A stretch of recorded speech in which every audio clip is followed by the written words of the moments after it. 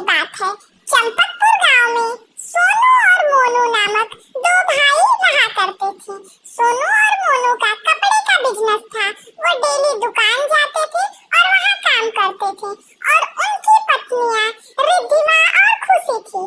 खुशी स्वभाव से बहुत ही अच्छी थी और रिद्धिमा बहुत ही चालाक और आलसी थी। रिद्धिमा दिन भर बैठी चाय पीती और हुक्म फरमाती, वहीं बेचारी खुशी दिन भर किचन का काम कर करके घर में झाड़ू पोछा और साफ सफाई करती। ऐसे ही वो अपने परिवार का गुजारा कर रहे थे। दोनों भाई सुबह सुबह काम के लिए निकल जाते और इधर रिद्धिमा खुशी को डांटती। ओए, तू क्या यहाँ बैठी है? जा मेरे लिए एक कप चाय बना के ला और झाड़ू पोछा कर। बड़ी आई मेरे सामने बना के मुंह बैठ जाती है। चल जा मेरे यहाँ से, पूरे घर की साफ सफाई कर। सारा सामान बिखरा हुआ है और मेरे रूम में भी पोछा लगा देना। ऐसे ना बोलो दीदी, मैं भी तो आपकी बहन ही हूँ। पर भगवान को तो कुछ और मंजूर था। एक दिन उनके दुकान में आग लग जाती है। अरे हमारे दुकान में आग लग गई, बचाओ बचाओ, कोई तो बचाओ। अरे गांव। ये बात आकर सोनू और मोनू अपने घर में बताते हैं कि हमारा सब कुछ बर्बाद हो गया है। और आज से हमें अब झोपड़ी में रहना पड़ेगा क्योंकि हमारा सब कुछ बर्बाद हो गया है। पागल हो गए हो क्या? मैं ना रहने वाली ऐसे घरों में। मैं तो जा रही हूँ अपने मायके, तुम भी मेरे साथ चलो। तुम ही जाओ, मैं अपने परिवार का साथ दूंगा।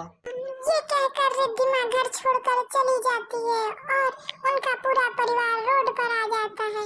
यह देखकर उनका छोटा बेटा राहुल रोता है और सोचता है, मैं क्या कर सकता हूँ अपने परिवार वालों के लिए? इस परेशानी से मैं उन्हें कैसे निकाल सकता हूँ? मुझे कुछ करना पड़ेगा। एक दिन राहुल अपने दोस्त के साथ खेलता रहता है। Hip hip hurray, hip hip hurray. तभी रास्ते से वहाँ एक गरीब साधु रोता हुआ जाता है और बोलता है, अरे मुझे कोई पानी पिला दो, मैं बहुत प्यासा हूँ। हे बच्चों। यह बात सुनकर राहुल गुरुजी के पास जाता है और बोलता है, जी गुरुजी प्रणाम, ये लीजिए पानी आपके लिए। फिर गुरुजी उसे एक आलू देते हैं और बोलते हैं, बेटा इस आलू से जो भी बनाओगे वो कभी खत्म नहीं होगा और ये सामान जो बनेगी वो उड़ती रहेगी। फिर राहुल लेकर सामान अपनी माँ के पास जाता है और बोलता है, यह लो माँ, मुझे गुरुजी ने ये आलू दिया है। इससे जो भी सामान बनेगी वह उड़ती ही रहेगी और वह सामान कभी खत्म ही नहीं होगी। अरे वाह बेटा, इससे मैं समोसे बनाऊंगी जिससे तुम्हारे पापा और चाचा इसकी दुकान खोलकर बाजार में बेचेंगे और धीरे धीरे हमारी ये गरीबी भी दूर हो जाएगी। बेटा शाबाश, तुम जीते रहो। अजी सुनते हो? बाजार से जाओ, समोसे का सामान लेकर आओ ताकि हम लोग इसी बाजार में बेच सकें।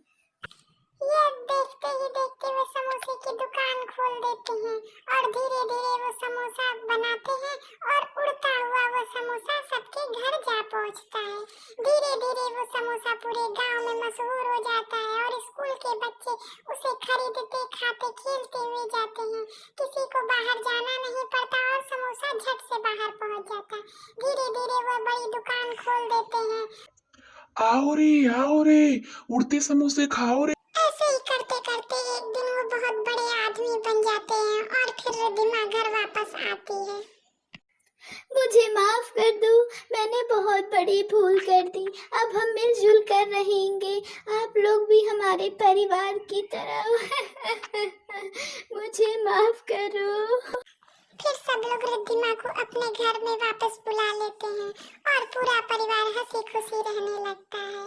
तो इससे हमें यह शिक्षा मिलती है कि अगर परिवार एकजुट हो तो सूझबूझ के साथ कोई किसी भी समस्या का हल बहुत अच्छी तरीके से